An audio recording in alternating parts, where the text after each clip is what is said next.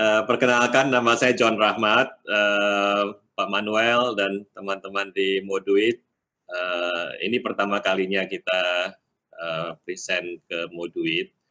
Jadi mungkin sebelum kita delve ke detailsnya tentang market outlook, saya jelaskan sedikit tentang filosofi kami di Pinnacle.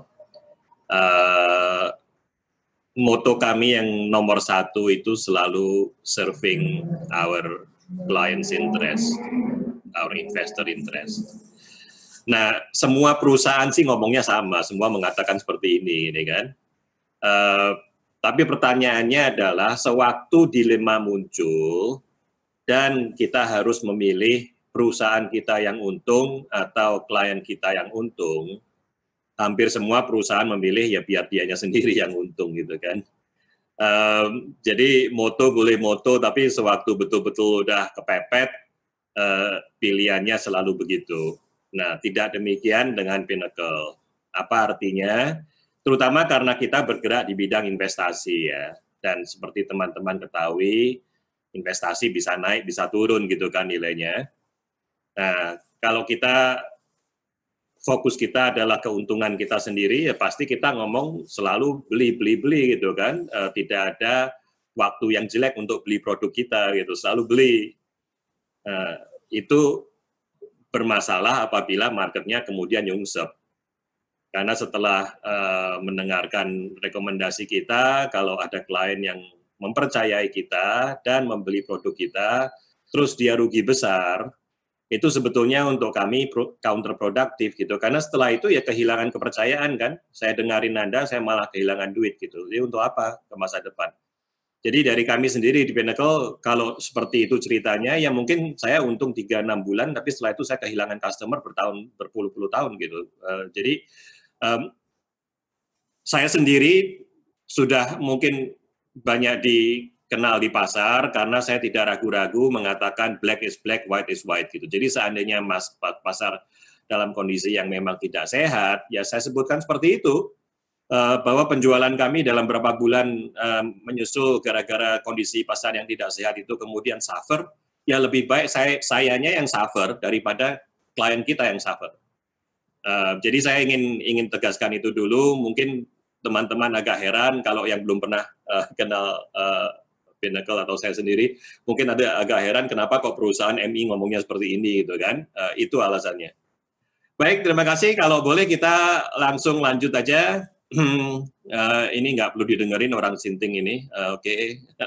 Terus saja. Lanjut lagi. Oke, nah jadi, slide 4. Oke, nah jadi saya ingin membahas dua hal utama.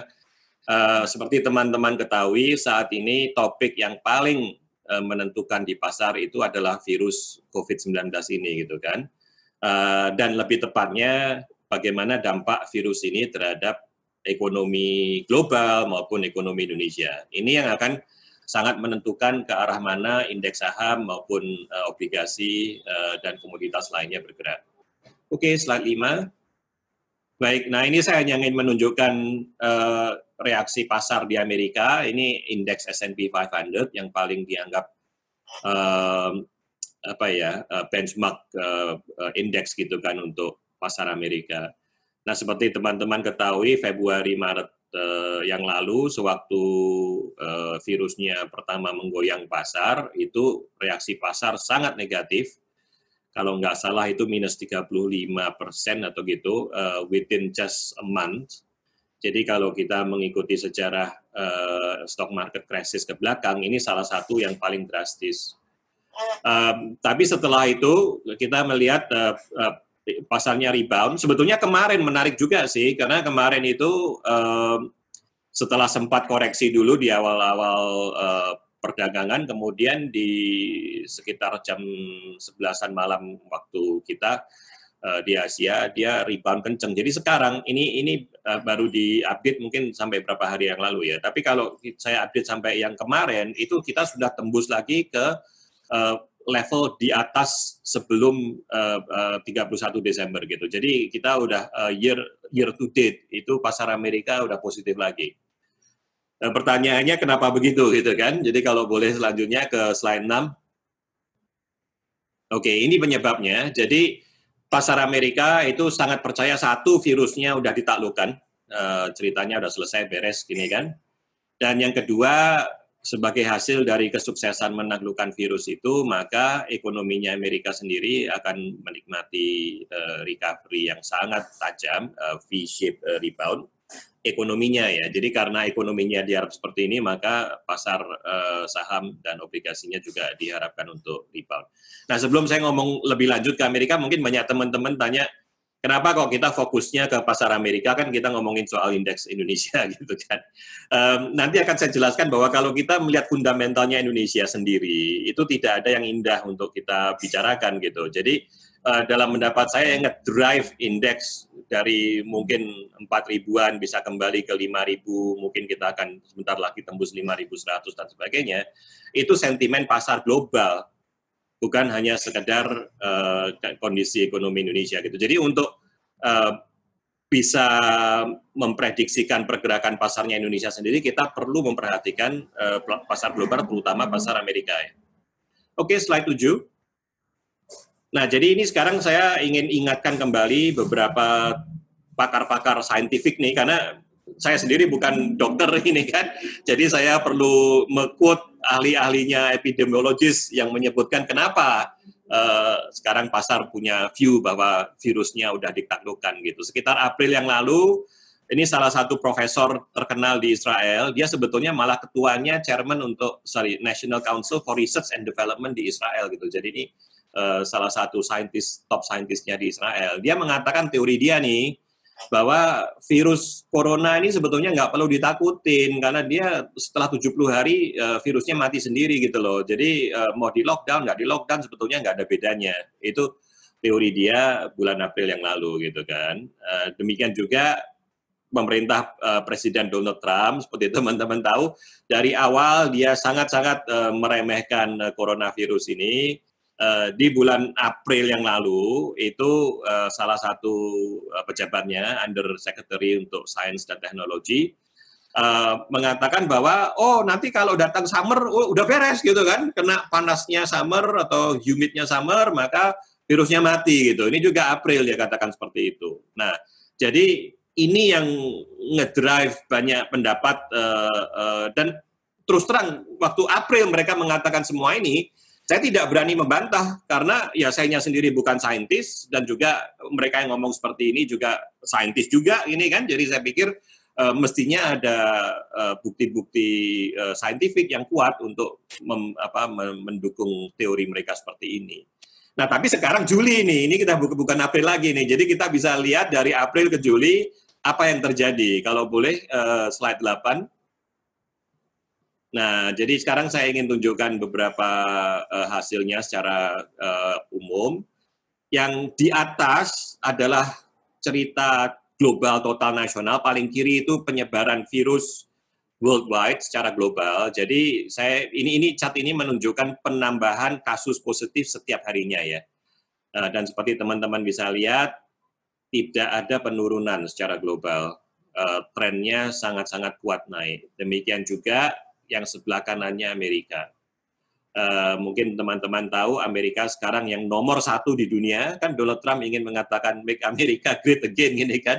Oke, memang great nih nomor 1 di dunia, tapi nomor 1 dalam hal jumlah orang yang terinfeksi virus COVID, dan juga nomor 1 dalam hal orang yang mati dibunuh oleh virus gitu. Oke, good for you Donald, ini kan nomor 1 di dunia. Nah, yang saya ingin katakan tidak harus seperti ini nasib kita itu gitu. Jadi di bottom itu ada 2 negara yang jelas sukses menangani COVID-19. Yang pertama New Zealand, sebelah kiri, kalau kiri bawah teman-teman bisa lihat, ya sudah berminggu-minggu 0, jumlah penambahan infeksi barunya tuh 0. Memang berapa minggu yang lalu sempat tambah 2 orang kalau nggak salah, tapi itu mereka nakal gini kan, mereka baru kembali dari Eropa kalau nggak salah, di karantina, terus mereka bujuk-bujuk penjaganya untuk mengizinkan mereka pergi, karena katanya ibunya sakit keras atau gimana gitulah. Nah, jadi itu sempat menimbulkan beberapa infeksi baru, tapi setelah itu sudah gitu. Jadi hanya imported cases, tapi di luar itu penambahannya 0. Demikian juga Taiwan sebelah kanan bawah, teman-teman juga bisa melihat penambahan kasusnya 0, sudah atau mendekati 0, sudah berminggu-minggu juga. Nah, ini adalah contoh-contoh nyata bahwa sebetulnya teknik lockdown untuk mengatasi penyebaran virus ini efektif. Nah, jadi ini sekarang yang heboh di Amerika gitu. Tadi kalau saya katakan karena dipikir oleh banyak orang pendukungnya Donald Trump ini virusnya selesai, maka banyak negara bagian di Amerika tuh mulai buka lagi gini kan, lockdown-nya diakhiri, mereka buka-buka lagi gitu. Nah, seperti yang teman-teman lihat, sorry kalau kita boleh sebentar aja kembali ke slide 8 lagi. Nah, seperti teman-teman lihat sebelah kanan, memang di waktu bulan Juni ya, Mei Juni sewaktu mereka pertama buka, itu memang sudah sempat turun gitu penyebaran virusnya. Tapi kemudian setelah dibuka, orang Amerika kan modelnya gitu kan, banyak sekali yang nggak suka pakai masker gini kan. Kalau dimarahin pakai masker, yang marahin malah dibedil sama dia, tembak sama dia. Gitu. Jadi akhirnya karena mereka happy, sekarang jumlah infeksinya naik tajam gitu. Seperti Florida kemarin itu all time high record gitu. Tidak ada, seingat saya 50.000 atau 60.000 tambahan dalam satu hari ya, new cases gitu kan. Bahkan di Eropa pun tidak ada satu negara pun yang jumlah penambahannya satu harinya sama seperti Florida gitu. Nah, jadi kalau kemudian kita boleh ke slide 9. Nah, kalau kita perhatikan yang sebelah kiri dulu, ini sekarang udah slide 9 ini ngomongin soal angka kematian gitu. Jadi yang tadi di slide 8 itu angka penambahan virus positif ini kan setiap hari. Jadi yang dibangga-banggakan oleh Donald Trump itu, nggak apa-apa soal penambahan virus ini, dalam buktinya yang mati kan semakin sedikit gini kan. Jadi kalau saya ingin jelaskan juga, mungkin teman-teman sudah pernah mendengar teori herd immunity. Jadi herd immunity itu teorinya adalah kalau sebagian besar masyarakat itu sudah terinfeksi, katakanlah 60-70% dari populasinya itu sudah terinfeksi, maka virusnya mati karena nggak ada lagi yang bisa diinfeksi gitu loh, sebagian besar udah kebal. Jadi yang mengikuti herd immunity, dan itu terjadi dengan vaksinasi gitu. Kenapa kita di seluruh dunia melakukan vaksinasi untuk anak-anak kita? Karena apabila, dan vaksinasi goalnya 90% ke atas ya, 95-96% dari populasi harus tervaksinasi gitu. Karena kalau udah tervaksinasi, maka udah kebal, ya penyakitnya nggak bisa menular ke siapa-siapa gitu, karena semua orang udah kebal. Cuma masalahnya dengan COVID-19 ini tidak ada vaksin gini kan. Jadi maksudnya si pendukung herd immunity ini udah biar ketularan aja semua gitu. Jadi kalau ketularan semua kan nanti setelah sembuh dia kan kebal ini kan. Jadi teorinya itu jangan bingung soal orang setiap hari tambah sekian ribu positif, itu malah bagus sebetulnya karena nanti semakin cepat herd immunity. Nah, pertanyaan saya adalah dari kita 0 ke level 60-70% herd immunity, itu mau korban berapa ribu orang atau berapa puluh atau berapa ratus ribu orang yang mau disuruh mati gitu untuk kita mencapai 60-70% immunity. Karena masalahnya ini mencapai herd immunity melalui infeksi sungguhan loh, bukan karena orangnya divaksin gini kan. Nah, jadi itu yang dibangga-banggakan oleh Donald Trump. Chart yang kiri itu menunjukkan total angka kematian Amerika Serikat. Tanggal 7 Juni yang saya kasih garis di situ, itu kurang lebih tanggal di mana banyak negara bagian Amerika mengakhiri lockdown, buka kembali, reopen the economy ini kan.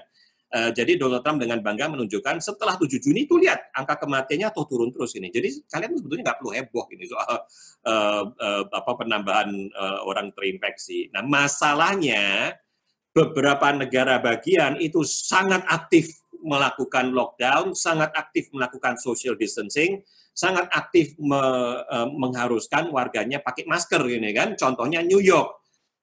Yang berapa bulan lalu super parah sekali gitu terkena. Nah, tapi ada juga negara bagian yang hura-hura, nggak peduli, Arizona, Florida, Texas. Nah, karena itu saya tunjukkan sebelah kanan itu khusus untuk negara bagian hura-hura ini, Arizona, Florida, Texas, yang semuanya dikuasai Partai Republik.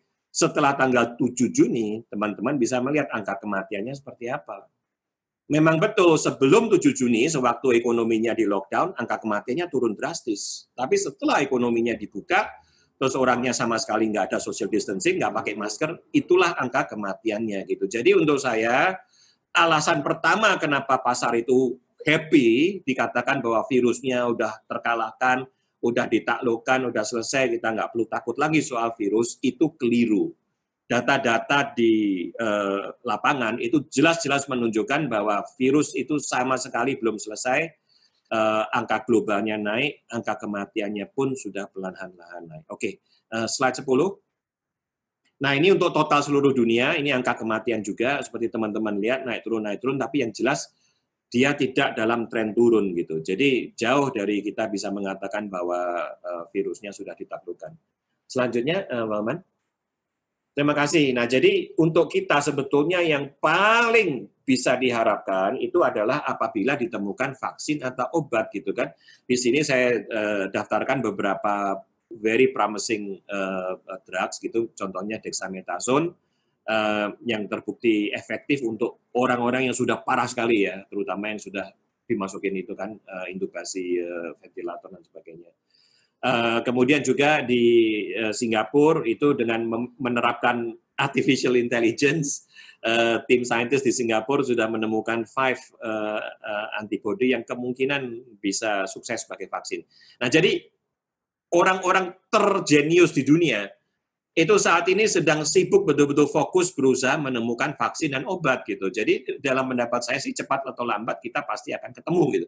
Cuma pertanyaannya berapa cepat gini kan. Jadi kalau mengikuti aturannya FDA dan untuk obat atau vaksin itu betul-betul bisa melegakan pasar harus di-approve oleh FDA gini, karena FDA ini seperti gold standardnya drug approval process gitu kan di dunia. Dan kalaupun diakselerasi dan sebagainya, dalam pendapat kita sih paling cepat kita bisa ngomong, karena dia harus 3 kali trial, 3 fase trial ya, phase 1, phase 2, phase 3 gitu. Dan meskipun lolos phase 1 tidak ada jaminan lolos phase 2, kalaupun lolos phase 2 tidak ada jaminan lolos phase 3 juga gitu. Jadi biasanya kalau mengikuti proses seperti ini, paling cepat tuh Desember tahun ini gitu untuk menemukan virusnya sendiri, dan kemudian kalau kita menemukan vaksinnya sendiri, dan kemudian kalau kita ingin ngomong soal bisa diproduksi kemudian siap untuk didistribusikan ke seluruh penduduk dunia, itu mungkin kita ngomong Mei Juni tahun depan kalau kita ngomong realistis ya. Jadi sebetulnya untuk saya kalau kita ingin mengatakan oh virusnya udah selesai, paling realistis itu kita ngomong pertengahan tahun depan sebetulnya kalau mau ngomong soal virus selesai. Oke, slide 12. Nah, ini saya ingin menunjukkan impact-nya worldwide. Angka-angka kuartal 2 baru mulai bermunculan, jadi yang kolomnya angka kuartal 2 masih kosong. Tapi sekedar saya ingin tunjukkan teman-teman bahwa sebetulnya tanpa virus pun kalau kita melihat pergerakan economic growth di banyak negara di dunia ini, dari 2018 ke 2019 itu sebetulnya sudah nggak menggembirakan gitu loh, tanpa virus pun ya. Jadi kalau kita lihat contohnya Inggris flat, Singapura jelas turun tajam, ini kan Italia turun tajam, Amerika turun, Australia turun, Indonesia sih yang paling bottom ya turun dikit lah, katakanlah flat gitu. Tapi sebetulnya dari ini semua kita sudah bisa melihat bahwa sebetulnya tanpa virus pun kondisi ekonomi dunia itu juga udah nggak terlalu menggembirakan gitu. Kalau ditanya kenapa, alasan utamanya memang karena trade war antara Amerika dan Cina gitu kan. Kalau kita boleh yang selanjutnya. Nah ini mungkin selanjutnya dulu 14. Ya, ini saya menunjukkan impact-nya, sebetulnya impact-nya Donald Trump sih. Ini bukan hanya impact-nya virus saja gitu. Dari sejak 2017 waktu dia dilantik presiden itu dia udah sibuk mau perang ini kan, perang dagang dengan Cina. Sebetulnya bukan cuma Cina aja sih, semua ditampar sama dia gini kan. European Union juga diguablak sama dia gini kan, India ditampar, semua orang dimusuhin sama dia. Pokoknya America first, gitu kan. Slogan dia. Nah, itulah hasilnya America First seperti teman-teman bisa lihat gitu. Sejak Oktober 2018 indeksnya untuk ini nilai perdagangan dunia ya, value of world trade gitu, itu udah plunges gitu, terutama tentu setelah kena virus. Jadi kita sudah kembali ke level tahun 2008 yang lalu. Kita kembali 12 tahun ke belakang gitu dari pengalaman ini. Nah, kalau boleh kembali ke slide 13 tadi, Pak Ahmad. Nah, ini saya tunjukkan yang spesifik Amerika. Kalau kita melihat berbagai indikator ekonomi sampai bulan Juni ya, jadi pas sewaktu market ekonominya dibuka reopen kembali, jelas-jelas ekonomi Amerika parah sekali gitu. Jadi yang kita tunjukkan di tabel sebelumnya itu juga bukan main-main gini kan.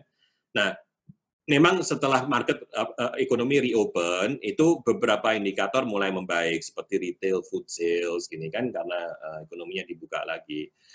Tapi peringatannya adalah nanti kalau angka kematiannya itu melonjak tajam, saat ini kan yang kelihatan baru Arizona, Florida, Texas tuh. Nanti kalau total Amerika angka kematiannya juga ikut-ikutan naik ke atas, ya suatu hari mereka terpaksa lockdown lagi. Jadi yang tanda-tanda mengembirakan, beberapa statistik lapangan yang mulai menggeliat hidup lagi, itu akan terpaksa nyungsep lagi setelah di lockdown kembali.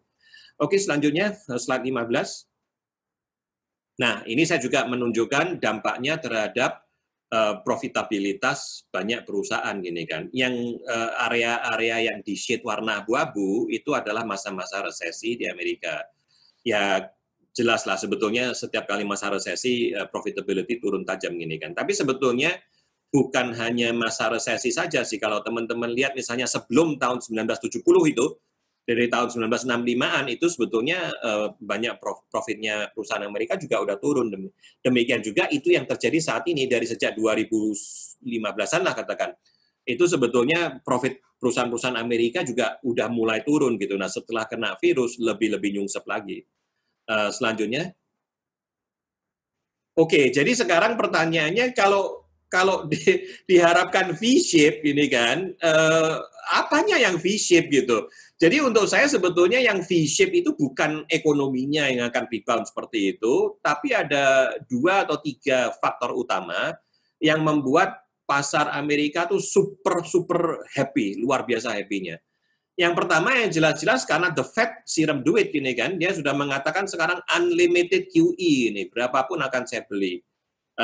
Jadi dia sudah mulai beli bukan hanya bonds-nya pemerintah Amerika, bukan hanya US Treasury bonds, dia sudah mulai beli bahkan bond-nya perusahaan corporate bonds di Amerika gitu. Jadi kalau seandainya, cuma kita nggak tahu tepatnya siapa aja yang mau dia beli gini kan. Sejauh ini dia lebih banyak beli ke ETF bond ETF ya. Jadi perusahaan-perusahaan yang beruntung nama dia masuk indeks yang kemudian ada ETF-nya, ya dia happy gitu karena sekarang bonds-nya dibeli-beli oleh the Fed. Nah, tapi kalau seandainya the Fed melakukan ini ke semua perusahaan yang punya bonds, ya nggak ada perusahaan yang akan bangkrut ini kan. Kalau perusahaannya kesusahan cash flow, ya the Fed tidak bilang, tenang, udah nggak usah bayar, nggak usah nyicil, nggak apa-apa gini kan. Nah, jadi itu yang membuat pasarnya super happy. Gimana nggak happy gini kan? Ini kan tandanya nggak akan dibiarkan bangkrut gitu loh. Tapi masalahnya kan biaya pendanaan, funding cost itu bukan satu-satunya biaya operasional gini, juga rental, juga bayarin gaji pegawai gitu kan, ataupun mau beli lagi kalau dia mau jualan ya dia harus beli gini kan, purchasing-nya kan juga cost money gitu. Nah, jadi karena itu semua faktor-faktor biaya-biaya yang lain itu sebetulnya tetap terpengaruh oleh COVID-19, sebetulnya ya oke, saya mengerti bahwa menghilangkan risiko credit risk itu super positif, tapi itu bukan solusi yang full 100% menyelesaikan masalah loh. Bukan berarti tidak ada perusahaan yang bisa bangkrut gitu, hanya karena bonds-nya udah dibeli oleh the Fed. Itu peringatan saya yang pertama. Kalau boleh slide 17. Nah, ini saya ingin menunjukkan ini size balance sheet-nya the Fed udah seperti orang mabuk gini kan. Sebelum 2008, sebelum 2008 gini sewaktu the Fed masih beroperasi secara normal dalam tanda kutip, itu size balance sheet dia hanya kurang lebih $1 triliun gitu. Setelah credit crisis yang lalu waktu Lehman Brothers collapse gini kan, Citibank hampir collapse dan sebagainya, itu melonjak 2 kali lipat. Waktu itu aja orang udah banyak yang bingung gini, wah gila $2 triliun. Setelah itu karena kondisi ekonominya lemah, dipam ini kan QE terus, jadi dari 2, sekian triliun dolar naik jadi 4,5 hampir 5 triliun. Tapi kemudian sekitar 2015 setelah ekonominya Amerika sembuh, ya udah kita berhenti nggak perlu QE gitu kan.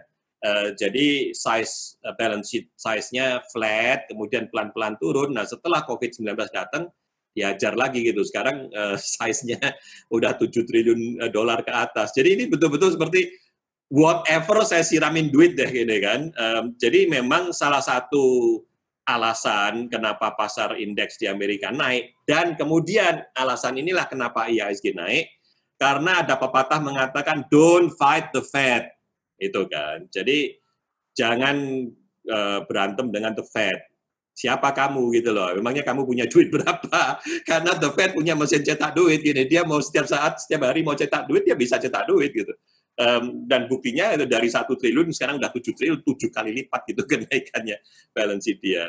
Ini alasan pertama kenapa pasar happy sekali. Selanjutnya teman-teman, slide 18 menunjukkan, nah ini alasan kedua kenapa pasar happy, karena banyak negara mengeluarkan fiscal support relief package yang super gede ini kan, supaya uniform saya tampilkan dalam bentuk US dollar, seperti Jepang, Malaysia. Mungkin angka dolarnya bukan yang terbesar, tapi kalau kita bandingkan dengan GDP dia itu enggak, kira-kira 20-21% gitu dari GDP dia itu luar biasa loh. 1/5 dari total ekonominya itu dikasih dalam bentuk support ke individu maupun perusahaan-perusahaan gitu, termasuk Singapura juga gitu kan. Nah, Indonesia sih nggak sanggup segede itu, jadi total relief support package-nya Indonesia itu 4%. Nah, ini yang sebetulnya saya juga ingin ingatkan teman-teman, mungkin teman-teman udah melihat videonya dari tanggal 18 Juni, sewaktu Pak Jokowi marah-marah kan, dia di depan sidang kabinet, dia marah-marah, kenapa menteri-menterinya tidak ada sense of crisis, dia bilang gitu kan, karena sudah disediakan duitnya, sudah disediakan budgetnya, kenapa kok nggak di-spend gitu kan waktu itu. Ya saya lupa, kalau nggak salah dikasih contoh Departemen Kesehatan, udah dikasih budget 75 triliun rupiah, yang menurut Pak Jokowi tanggal 18 Juni ya, yang sudah didistribute hanya 1,53% gitu, dia marah sekali. Nah, jadi ini salah satu yang saya ingin ingatkan, memang betul bahwa pemerintah membuat paket fiscal relief yang super gede. Tapi pertama, tidak semua negara sama efisiennya dalam mendistribusikan relief package ini. Singapura super efisien. Kalau Singapura mengatakan, saya di Singapura saya juga udah terima duit gitu dari pemerintah Singapura. Karena mereka tahu gitu, setiap orang dia tahu rekening banknya masing-masing siapa gini kan, siapa yang miskin itu dia tahu gitu. Karena orang Singapura taat patuh pajak gini kan, jadi laporan pajak kita setiap tahun mengatakan income kita sekian gitu. Jadi dia tahu benar siapa yang perlu bantuan, siapa yang udah kaya nggak perlu dibantu gitu. Jadi teman-teman tahu saya miskin loh ya, jadi saya juga menerima bantuan dari pemerintah Singapura. Oke, selanjutnya. Nah, ini saya ingin menunjukkan alasan ketiga, ya ada 3 alasan nih kenapa pasar Amerika tuh happy. Karena kalau kita ngomong S&P 500 Index, atau lebih-lebih lagi Nasdaq ini, ataupun Dow Jones. Jadi indeks-indeks ini sebetulnya tidak merepresentasikan ekonominya Amerika secara keseluruhan gitu. Jadi kalau kita ingin ngomong misalnya sewaktu COVID-19 ini, itu kan hotel dan transportasi kan hancur gini kan. Jadi coba kalau kita lihat airline misalnya, itu yang paling bottom. Airline itu memang nilai sahamnya turun minus 51%, tapi sebagai proporsi dari S&P 500 Desember 2019 ya, sebelum virusnya kejadian, itu porsi dia cuma 0,4% dari indeksnya gitu. Atau kalau kita ngomong restoran gitu, misalnya restoran juga kena hantam ini kan, minus 7% sekian. Tapi dari total indeks dia cuma 1,2%. Hotel minus 49% turunnya harga sahamnya. Tapi sebagai proporsi dari S&P dia cuma 0,5% gitu. Jadi banyak sektor-sektor di ekonominya Amerika yang kena gampar nggak karu-karuan. Itu dalam representasi di S&P 500 dia nggak besar. Yang paling besar adalah information technology gitu kan. Jadi company-company seperti Microsoft, Google, atau bahkan Zoom. Kita semua hari ini pakai Zoom nih misalnya. Ini yang sebetulnya dia mengatakan krisis apa? Nggak ada krisis untuk kita, malah revenue kita naik tajam, profit kita naik tajam gini kan. Itu mereka 23% dari total indeks. Demikian juga healthcare yang mungkin sangat diuntungkan atau yang nggak sangat diuntungkan, katakanlah neutral gitu dari krisis pandemi ini, mereka 14%. Nah, yang kenaan yang sebetulnya yang paling besar negatifnya adalah bank gitu. Bank ini kenaan parah, dia minus 22 hampir 23%, dia 13%. Itu yang representasi sektor negatif yang paling besar di indeks S&P 500. Tapi selanjutnya seperti communication happy sekali gitu. Teman-teman tahu kan semakin banyak orang di karantina ya semakin banyak orang yang sambung internet gitu. Mereka 10,5%, consumer discretionary, semua orang perlu beli makanan gini kan, mungkin yang suka ngerokok, beli ngerokok dan sebagainya, hampir 10% gini. Jadi untuk saya ini alasan ketiga kenapa pasarnya Amerika tuh demikian happy. Karena kebetulan sektor-sektor yang kena gampar seperti orang mabuk gitu, itu proporsinya di S&P 500 sangat-sangat kecil gitu. Nah, jadi poin saya adalah waktu kita ngomong soal indeks IHSG ya, kita masih bisa mengikuti sentimen positifnya di Amerika gitu. Karena 3 alasan tadi, disiram duit sama The Fed, kedua karena fiscal relief package-nya super gede, dan ketiga sebetulnya indeksnya tidak mewakili ekonomi gitu. Jadi kalau diberikan oleh 3 alasan ini, indeksnya Amerika mau naik terus gitu kan, jadi seperti tadi malam, sekarang year to date udah positif lagi indeksnya Amerika, maka bisa saja IHSG akan diangkat ikut ke katrol naik ke atas gitu, karena ini sentimen global, sentimen positif.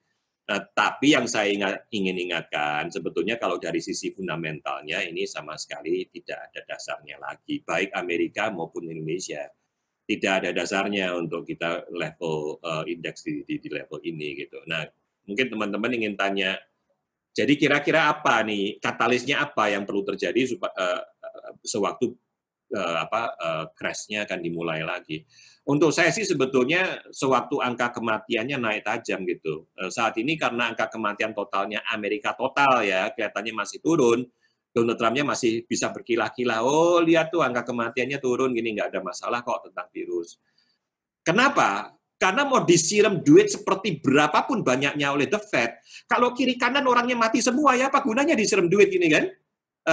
Karena suatu hari banyak pemerintah negara bagian, state government di Amerika, dia akan terpaksa lockdown lagi.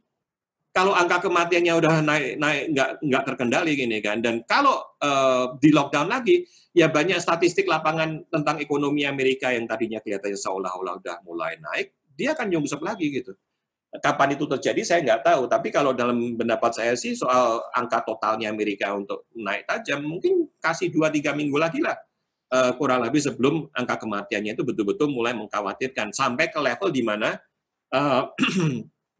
banyak pemerintah negara bagian Amerika terpaksa lockdown. Itu saya perkirakan mungkin sekitar September mungkin, paling lambat, sewaktu akhirnya kerusakan angka kematian orang di Amerika itu sudah sangat-sangat parah sehingga nggak bisa diacuhkan lagi gitu. Jadi itu sekedar peringatan ya. Tapi dari sekarang sampai kejadiannya itu, pasar mungkin bisa aja happy gitu. Jadi untuk kita sendiri itu yang saya sampaikan ke banyak klien kita, tidak boleh porsi saham kita nol itu nggak boleh gitu, karena memang ada potensi kenaikan indeks gitu. Kalau kita totally nol, ya kita tidak ikut menikmati kenaikan itu. Jadi untuk saya paling nggak ya minimal 5-10% lah dari portfolio kita itu harus ada sahamnya sih. Cuma hati-hati saja karena perlu diketahui bahwa tidak ada penopang fundamentalnya. Oke, lanjut Pak Maman. Ini kita lanjutin aja. Slide 21. Oke, ini cerita yang sama tadi, lanjut aja. Oke, ini sekarang saya ingin ngomong spesifiknya tentang Indonesia ya. Virusnya di Indonesia itu sudah mulai out of control, teman-teman. Mohon maaf ini saya terpaksa sampaikan seperti ini ya. Yang sebelah kiri itu menunjukkan angka penambahan virus ini kan. Memang sebagian karena Pak Jokowi sukses nge-push jumlah manusia yang dites. Tadinya cuma 2.000-an orang dites setiap hari, sekarang udah di atas 11.000, hampir konsisten gitu, selalu di atas 11.000. Goalnya Pak Jokowi kalau bisa 30.000, itu penting sekali untuk negara yang segede Indonesia, 270 juta manusia gini kan. kita membutuhkan tes yang banyak. Tapi di luar angka tes lebih besar, angka positifnya pun itu sudah naik gitu. Jadi untuk standar WHO yang kita bisa katakan bahwa penyebaran virus itu mulai bisa terkendali kalau angka positifnya berapa yang terbukti positif kena virus dari berapa yang dites itu harusnya di bawah 5%. Nah, saat ini angka Indonesia itu di atas 17% gitu, bahkan sempat di atas 20%. Jadi itu menunjukkan bahwa penyebaran virusnya di Indonesia itu sangat-sangat besar. Nah, kalau teman-teman lihat tabel yang sebelah kanan, ini menunjukkan berapa hari diperlukan untuk menambah 10.000 kasus baru gitu kan. Awalnya kalau pertama kali kita tembus 10.000 di April yang lalu, itu membutuhkan 60 hari itu untuk bisa mencapai 10.000 cases. Sekarang nih, 6 hari pun sudah tambah 10.000 orang gitu. Jadi ini menunjukkan betapa mengkhawatirkannya penyebaran virus di Indonesia. Kalau boleh kita lanjutkan slide 23. Nah, ini kita ingin menunjukkan aja nggak rata seluruh Indonesia ya. Ini kumulatif, jadi dari awal sampai sekarang year to date, bagian-bagian mana dari Indonesia yang super membara panas itu. Nah, teman-teman bisa lihat sebagian besar Jawa ya, termasuk Jakarta, dikecualikan Jogja dan Banten, plus Sumatera Utara, Sumatera Selatan, beberapa bagian dari Kalimantan, termasuk juga pusat turisme kita, Bali dan sebagainya, ini daerah-daerah yang panas membara. Nah, kalau kita boleh tunjukkan selanjutnya, nah ini penting sekali. Jadi tadi yang peta tadi itu kumulatif, dia hanya menunjukkan oke, situasi sekarang, tapi saya ingin menunjukkan trennya. Trennya seperti apa? Ini angka kasus aktif ya. Kasus aktif itu berapa yang positif baru ditemukan, dikurangi berapa yang dideklar udah sembuh gitu kan. Itu aktif. Nah, jadi kalau teman-teman lihat, pertama yang putih-putih ya, seperti Kalimantan Tenggara, Kalimantan Selatan, Sumatera Selatan, Sumatera Utara, ataupun di bawah misalnya ada mana ya, Jawa Barat, itu di Jawa Tengah, Jawa Timur di row kedua dari atas gitu kan.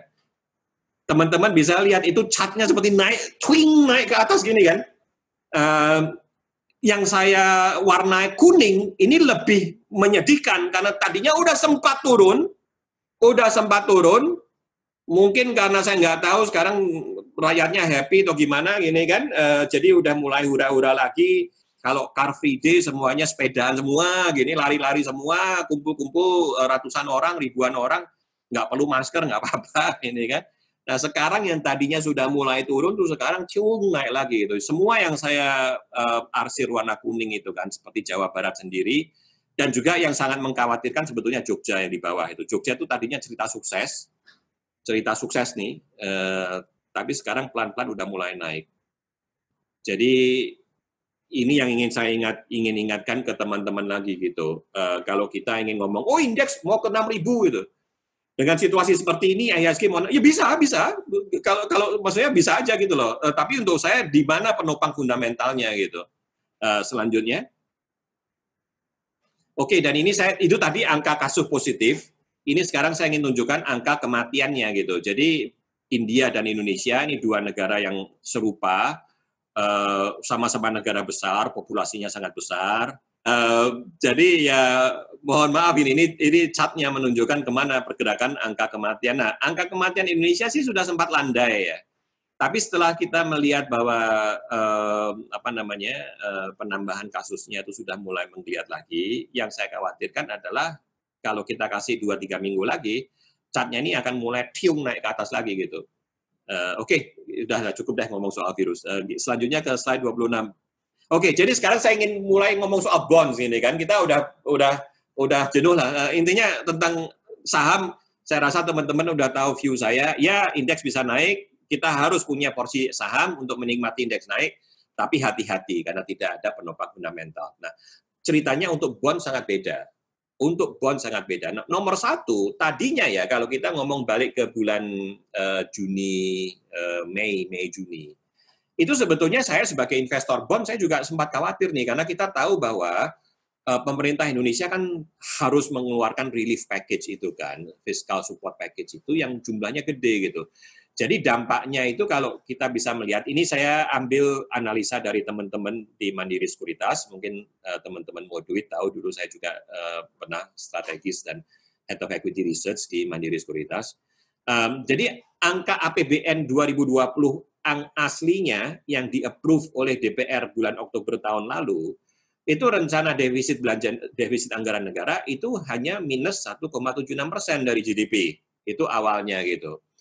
Sekitar bulan Mei, sewaktu kelihatan sekali parah sekali oleh Ibu Sri Mulyani digelontorin minus 5%. Kemudian dipikir-pikir lagi kurang gitu, naik lagi minus 6,3% gitu. Nah, jadi kalau kita ingin tanya berapa yang harus didanai, berapa kenaikannya dari penerbitan bonds gini kan? Jadi karena kalau pemerintah ingin meningkatkan defisitnya ya dengan sendirinya supply bonds-nya harus naik gitu. Kita lihat aja yang total paling bawah. Jadi kalau aslinya di APBN 2020 itu penerbitan bonds sekitar bukan penerbitan bond, ini pendanaan bonds untuk defisitnya budget negara tadinya 704 triliun rupiah, sekarang lebih dari 2 kali lipat menjadi 1.500 sekian triliun rupiah gitu kan. Jadi saya sebagai bond investor itu tadinya udah khawatir nih. Karena kita tahu di pasar manapun juga kalau pasarnya bebas, harga itu kan ditentukan demand supply gini kan. Kalau lebih banyak demand harga naik, lebih banyak supply harga turun gitu. Jadi sewaktu kita melihat proyeksi kenaikan supply bonds pemerintah karena ada kebutuhan untuk melebarkan defisit anggaran negara itu, saya sebagai investor bond tadinya saya takut sekali. Nah kemudian selanjutnya, Waman, untungnya kita tahu Bapak Gubernur Bank Indonesia orang Solo, ini kan Pak Jokowi juga orang Solo, jadi mungkin sama-sama wong Solo, ya udahlah, akur-akur harus saling membantu ya. Jadi sangat melegakan untuk saya bahwa akhirnya ada deal antara Bank Indonesia dan pemerintah Indonesia, dalam hal ini Departemen Keuangan, antara Ibu Sri Mulyani dan Pak Peri gitu. Untuk jelasnya, kalau kita bisa melihat, dari total tadi 903 triliun yang dibutuhkan oleh negara, 397,6 itu dianggap public goods. Ini 100% disupport oleh Bank Indonesia dengan bunga 0. Jadi yang akan terjadi, pemerintah akan bayarin dulu bunganya ke Bank Indonesia, kemudian oleh Bank Indonesia di-rebate, dibalikin ke pemerintah ini kan. Jadi bunganya untuk hampir 400 triliun itu 0. Kemudian dari sisanya yang 505,9 triliun itu, yang 123,5 triliun itu dianggap support untuk bisnis-bisnis kalangan menengah kecil. Nah ini didiskon oleh Bank Indonesia, bunganya didiskon minus 1% gitu, dikurangi 1%. Dan juga bunganya sendiri itu hanya levelnya BI reverse repo rate yang biasanya lebih kecil dari bond yield ini kan. Jadi bunganya aja udah kecil, setelah bunganya kecil itu pun didiskon oleh Bank Indonesia. Yang 53,4 triliun rupiah tidak ada diskon tapi pakai BI reverse repo rate yang sekali lagi saya katakan itu lebih rendah dari bond yield yang normal ya. Jadi yang betul-betul biaya komersial nih hanya 329 triliun rupiah. Nah ini yang membuat saya sebagai bond investor super lega dengan adanya deal antara Bank Indonesia dengan Ibu Sri Mulyani. Pertanyaannya tapi adalah rating agensinya kan happy nggak ini kan? Jadi S&P, Fitch, Moody dan lain-lain, mereka akan happy nggak gitu? Karena nggak ada gunanya kalau kita udah deal terus tiba-tiba S&P bilang, wow, apa ini ceritanya nih gila, gitu kan? Saya turunkan nih, saya downgrade rating kalian. Nah kalau seperti celakalah kita. Tapi untungnya beberapa, saya rasa minggu lalu kalau nggak salah, S&P menyatakan dia oke aja gitu dengan deal ini. Gitu. Terima kasih. Jadi itu untuk saya udah pernyataan yang paling melegakan. Nah sekarang ya risikonya apa nih untuk bonds? Banyak orang tanya, Kalau seandainya Bank Indonesia ini jelas-jelas QE kan, ngomong jujur aja gitu loh. Ini sebetulnya money printing. Bank sentral kita akan keluarkan mesin cetaknya, kasih duit, pemerintah butuh duit, ini duit ini kan. Jadi dia akan keluarkan mesin cetak duitnya gitu. Nah pertanyaannya adalah apakah ini nanti tidak berbuntut inflasi? Dan seterusnya, kalau inflasinya Indonesia melonjak, apakah nanti rupiahnya nggak akan kena juga gitu kan? Karena perlu diingat bahwa kalau kita ngomong soal investor bonds asing, itu ada dua faktor yang mereka perhatikan. Satu, memang kuponnya, yield-nya berapa dibanding yield yang dia bisa terima di negara asalnya gini kan. Tapi yang kedua adalah currency-nya. Nggak ada gunanya misalnya dia terima 3-4% extra interest rate dari bond yield-nya Indonesia lebih tinggi dibanding US Treasury rate misalnya. Tapi kemudian rupiahnya nyungsok minus 10% ini. Ya sama aja dia rugi ini kan. Jadi itu yang juga dikhawatirkan oleh investor bonds. Karena kalau kenaikan sirkulasi uang ini waktu Bank Indonesia cetak duit, supply uang M2 particularly ya, itu akan naik tajam. Kalau M2-nya naik tajam, apakah nanti rupiahnya akan nyungsep? Karena kalau rupiahnya turun ya oleh investor bond asing dibanting lagi gitu. Jawaban saya tidak.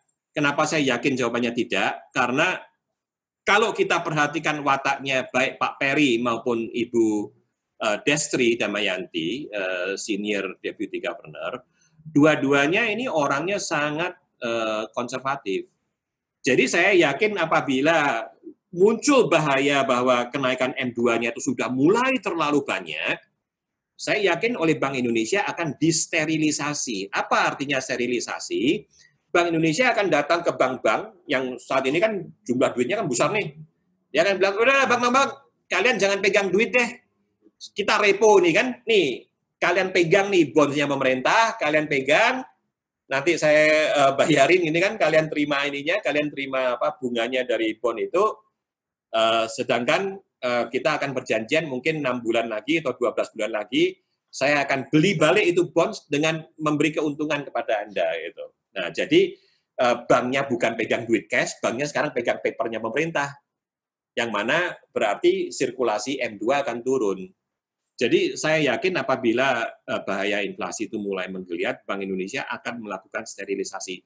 Pertanyaannya cuma ini, kalau sterilisasi itu ada biayanya untuk Bank Indonesia loh, dia harus bayar duit kan, dia harus kasih keuntungan ke bank-bank ini untuk mau repo dengan dia gitu.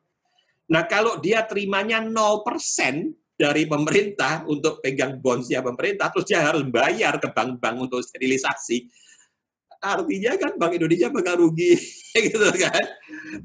Jadi income statement-nya Bank Indonesia bakal loss gitu.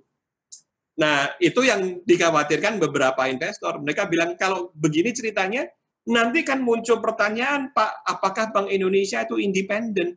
Kalau banknya independen, mana ada bank independen yang mau harakiri dia sepuku, dia buka, dia tusuk sendiri perut dia supaya loss gini kan? Kalau dia bersedia berarti dia nggak independen dong. Itu pertanyaannya kan seperti itu. Nah, faktor independensi central bank ini sangat penting juga untuk investor asing. Jadi sekali lagi kalau seandainya kemerdekaan, keindependenan dari Bank Indonesia itu sampai digonjang-ganjingkan, sampai dipertanyakan oleh investor asing, maka bond Indonesia, rupiah juga akan dalam tanda bahaya. Tapi sekali lagi jawaban saya tidak. Kenapa seperti itu? Pertama, kita harus ingat bahwa saat ini pun itu Bank Indonesia juga sudah punya bond-bondnya pemerintah loh. Dari sebelum-belumnya pemerintah Bank Indonesia juga udah sempat beli bond pemerintahnya juga gitu kan. Saldonya sekitar 450 triliun. Jadi saya nggak tahu seandainya nanti kapan diperlukan dia sterilisasi, 450 triliun yang sekarang ini kalau dia pakai untuk repo dia nggak rugi. Karena itu commercial rate gitu, dia menerima bond yield dari pemerintah sesuai dengan pasar. Jadi dia tidak ada kerugian sampai level 450 triliun. Nah, yang kedua juga, kapan akan diperlukan sterilisasi? Hanya diperlukan kalau inflasinya menggeliat naik gitu kan. Nah, saat ini seperti teman-teman ketahui, ekonomi Indonesia kan payah juga. Nah, saya nggak tahu apakah kalian punya banyak teman keluarga relatif yang dagang. Saya banyak sekali teman saya yang dagang ini kan, itu semua nangis saat ini. kecuali pedagang sepeda ya. Kecuali pedagang sepeda. Tapi yang lainnya kalau buka restoran, buka ini F&B, waduh, udah betul-betul udah muntah-muntah gitu. Jadi karena level demand, level economic activity di Indonesia itu sangat rendah, tidak ada bahaya sebetulnya inflasinya akan menggeliat naik gitu. Meskipun ini teorinya inflasi itu M kali V sama dengan P kali C. P kali C itu price level dikalikan jumlah consumption gini kan. Jadi total nilai nominal GDP-nya suatu negara. M kali V itu money supply kali velocity. Velocity itu berapa kali dalam setahun duit kertas itu bergerak gitu. Nah, kenapa kalau M-nya naik belum tentu inflasinya naik juga? Karena V-nya turun. Dengan kondisi ekonomi sangat aktivitas ekonomi itu sangat turun, maka velocity of money itu ikut turun gitu. Jadi untuk beberapa kuartal ke depan ini, saya tidak takut sebetulnya soal inflasi menggeliat naik, karena dengan ekonomi seperti ini, siapa yang mau beli-beli seperti ini? Lihatlah industri mobil gini kan, hancur gitu masih untung dia nggak bangkrut gini kan. Ngomong-ngomong hati-hati ya untuk yang pegang bondsnya multi finance ini kan. Jadi untuk saya bahaya inflasi kalaupun terjadi itu mungkin kita ngomong kuartal 1 tahun depan gitu, kuartal 1, kuartal 2 tahun depan. Jadi kalau kita ngomong 9 bulan, 12 bulan yang akan datang, ya nomor 1 nggak perlu kita pusingin sekarang. Nomor 2, di saat itu mungkin pembicaraan antara Bank Indonesia dengan Departemen Keuangan sudah lain gitu kan. Jadi atas alasan itu semua saya bullish untuk bond Indonesia. Slide selanjutnya, Woman. Ini juga salah satu hal yang ingin saya terapkan. Rupiah sekarang ya, kita ngomongin rupiah. Karena tadi saya katakan consideration untuk investor bond asing. Satu, bond yield-nya, yang kedua soal rupiahnya. Rupiah tadi salah satunya di drive oleh sentimen pasar gini kan, antara capital flow gitu. Nah, tapi yang kedua adalah current account deficit. Nah, ini yang saya ingin katakan, sebetulnya sih kalau kita ngomong outlook harga minyak, maaf. Untuk saya sekitar 40-45 dolar itu udah maksimum gitu. Karena sekali lagi kalau ekonomi global sendiri udah dalam posisi sangat susah. Dan kenapa tadi saya bicara panjang lebar soal virus, poin saya adalah virusnya itu nggak selesai, belum selesai. Jadi nggak bisa kita ngomong, wah harga minyak mau naik. Iya harga minyak naik kalau ekonomi dunia naik gitu. Kalau orangnya mati kiri kanan mati gitu, mau dari mana ekonomi mau naik ini kan? Jadi untuk saya tidak ada banyak bahaya sebetulnya dari harga minyak mau menggeliat. Nah, kenapa itu positif untuk Indonesia? Karena Indonesia adalah net importer minyak. Jadi kalau saya lupa hari ini atau besok kalau nggak salah ya angka trade balance keluar, saya yakin angka trade balance Indonesia kan bagus. Bagusnya itu bukan karena ekspor kita hebat ya, sebetulnya ekspor import dua-duanya minus gitu. Cuma importnya minusnya lebih dalam dari minusnya ekspor. Itu terjadi salah satunya karena harga minyaknya sendiri juga nggak kemana-mana gitu. Jadi itu yang saya pikir akan menjaga keamanannya rupiah gitu. Jadi kalau dari sisi rupiah aman, untuk bonds itu dari sisi ratingnya juga aman, untuk bonds itu saya sangat-sangat antusias. Oke, selanjutnya Waman. Ini cerita sedih, nanti kalau mau tanya nanti boleh, tapi kalau nggak usah kita bahas deh. Selanjutnya, oke, ini yang terakhir sekali saya ingin menutup pembicaraan kita hari ini membandingkan antara European Union dengan Amerika. Itu jumlah penambahan virusnya 7 hari rolling average gitu kan, moving average. Nah, seperti teman-teman lihat, Eropa itu sukses meredam virus, Amerika tidak. Jadi sekali lagi, bukannya tidak mungkin kita sukses untuk meredam virus, tapi kalau sikapnya mau hura-hura seperti Donald Trump, ya itulah yang akan terjadi. Nah, mohon maaf, meskipun saya nggak mengatakan Indonesia hura-hura, tapi penyebaran virus di Indonesia itu lebih menyerupai Amerika daripada Eropa. Kalau saya boleh tambahkan sedikit, kita di Pinnacle itu keistimewaan Pinnacle sebagai manajer investasi adalah kita satu-satunya house of quant di Indonesia.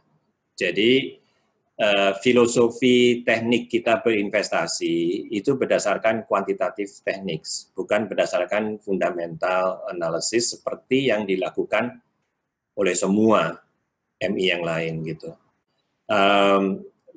Nah, kalau kita melihat pengalaman yang terjadi di Amerika, teman-teman pasti tahu kan, sekarang ini zamannya industri 4.0. Di mana-mana yang akan semakin mencuat adalah artificial intelligence dan robotics. Jadi bukan cuma Amerika ya, Cina juga luar biasa. Cina, Jepang, Korea Selatan sangat-sangat luar biasa dalam area industri 4.0 AI ini. Kalau kita melihat penerapan AI sendiri di Amerika, itu sudah ada beberapa contoh soal yang super sukses. Salah satunya yang selalu disebut orang Renaissance Technology begitu kan, Jim Simmons. Itu setiap tahunnya dia rata-rata ya, kalau dan kita ngomong panjang 30-an tahun plus gitu, itu dia di atas 20% annual returns-nya dengan menerapkan kuantitatif teknik tadi gitu dengan artificial intelligence. Nah, saking suksesnya dia udah nggak open to public gitu, itu hanya dijual untuk temen dan friend and family aja. Jadi itu yang kita ingin perkenalkan juga untuk pasar di Indonesia, menerapkan kuantitatif teknik untuk pasar di Indonesia. Nah, mungkin kuantitatif teknik itu intinya dia mengatakan kita mau punya teori apapun juga tentang investasi, silakan gitu. Silakan mau teori apapun juga. Misalnya nih, seandainya saya punya istri gitu ya, kalau saya bangun pagi hari istri saya tersenyum, oke, hari ini indeks naik. Kalau bangun pagi hari istri saya ngomel-ngomel, oh hari ini indeks mau turun gitu. Silakan aja, nggak apa-apa gitu. Semua mau punya teori apapun juga silakan.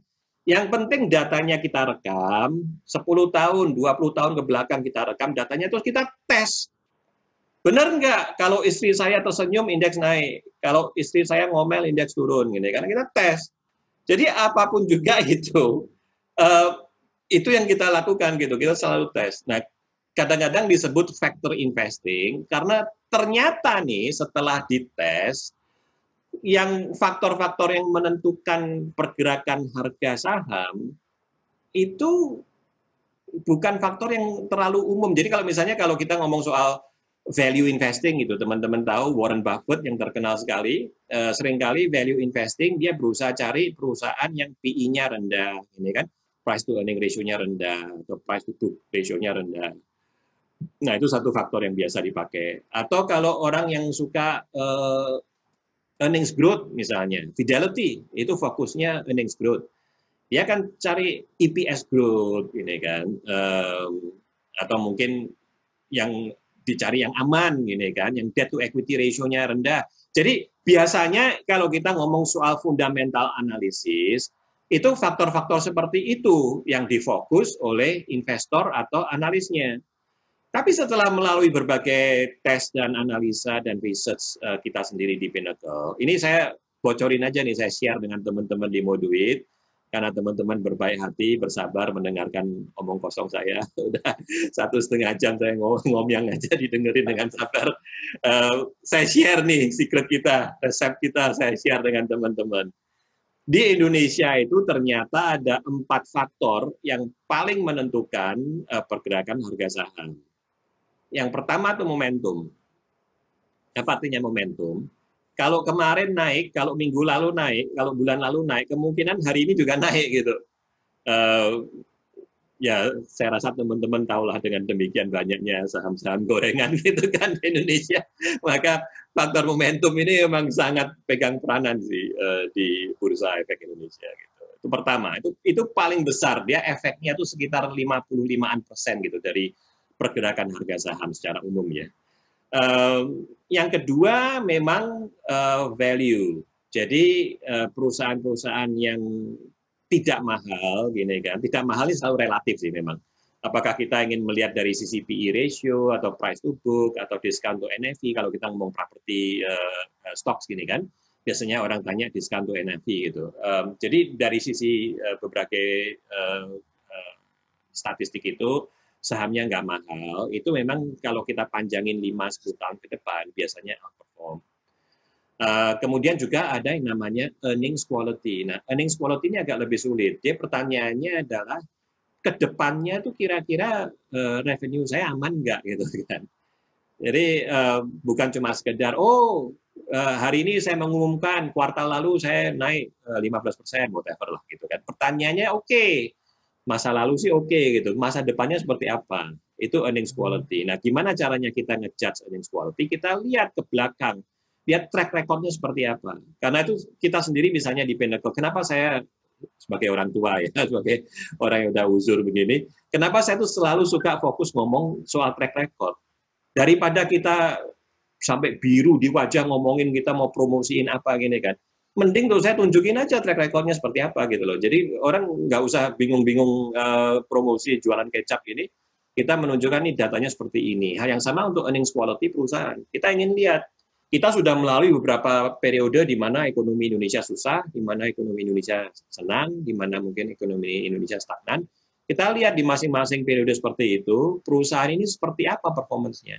Dari situ kita bisa lihat, kualitas manajemennya seperti apa, kualitas produknya seperti apa, kualitas inovasinya seperti apa. Itu faktor ketiga yang pegang peranan di pergerakan harga saham. Yang terakhir, dan yang tiga tadi yang saya sebutkan, momentum, value, dan earnings quality, itu semuanya faktor yang sukses sewaktu pasarnya lagi rally ke atas gitu.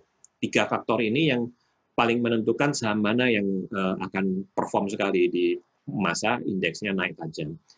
Nah, sewaktu indeks turun, faktor yang ternyata paling membantu, semuanya turun ya, cuma pertanyaan kita, yang mana yang turunnya paling dikit gitulah, itu adalah stock price volatility. Jadi kalau kita lihat ke belakang, stock price-nya volatile nggak? Ini mungkin agak sedikit nggak fair, karena dari 600 sekian saham di Bursa Efek, sebetulnya mungkin separuh itu saham tidur gini kan. Tapi kalaupun kita memakai universe kita dan universe di Pinnacle, universe saham di Pinnacle, itu harus saham yang liquid ya. Kita nggak ingin invest di saham-saham yang likuiditas perdagangannya terlalu kecil gitu. Dengan universe Pinnacle pun, volatility of stock price itu tetap pegang peranan untuk masa di mana indeksnya turun tajam. Nah, jadi sewaktu teman-teman di Pinnacle itu membentuk reksadana Pinnacle Strategic Equity tadi, PINSEF, 4 faktor ini kita combine. Jadi yang sekali lagi saya share dengan teman-teman, kita bikin ranking berdasarkan ranking momentum perusahaan ABC nomor 1, perusahaan XYZ nomor 2 dan sebagainya. Berdasarkan value, rankingnya ini. Berdasarkan earnings quality, rankingnya ini kan. Berdasarkan volatility of stock price, rankingnya ini.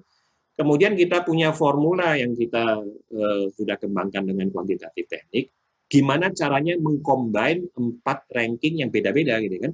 Ada saham yang tinggi di ranking momentum, tapi dia rendah di saham di ranking stock price volatility misalnya. Jadi kita sudah mengembangkan sistem kuantitatif teknik untuk mengcombine 4 faktor yang paling pegang peranan ini gitu. Dari situ kemudian muncullah hasilnya. Kita akan beli, kita akan pegang saham A, B, C, D, dan seterusnya. Jadi itu cara teknik kita berinvestasi, Bu Tina. Kita nggak ngomong, misalnya ini pemerintah akan merubah tarif cukai untuk rokok. Jadi terus kita mau buang saham rokok karena cukainya mau naik. Kita nggak berinvestasi cara itu gitu. Jadi kita bukan memakai analisa fundamental, kita memakai kuantitatif teknik seperti yang saya jelaskan tadi. Oke, saya pikir cukup Pak John, takutnya nanti juga kepanjangan. Pak John juga mungkin ada aktivitas lainnya. Saya dari Moduit, mewakili Moduit, mengucapkan terima kasih Pak John untuk waktunya yang cukup berharga untuk update ke kita, dan saya pikir juga antusiasme dari partisipannya juga luar biasa, mau join sampai selesai ya. Sampai acara ini ya, saya lihat juga masih standby. Oke, mungkin nanti saya akan komunikasi lebih lanjut mengenai untuk rekamannya sama Pak Walman juga. Baik. Terima kasih Pak Manuel, teman-teman semuanya. Terima kasih banyak nih untuk kesempatannya. Semoga kalian sehat-sehat terus dan semoga sukses.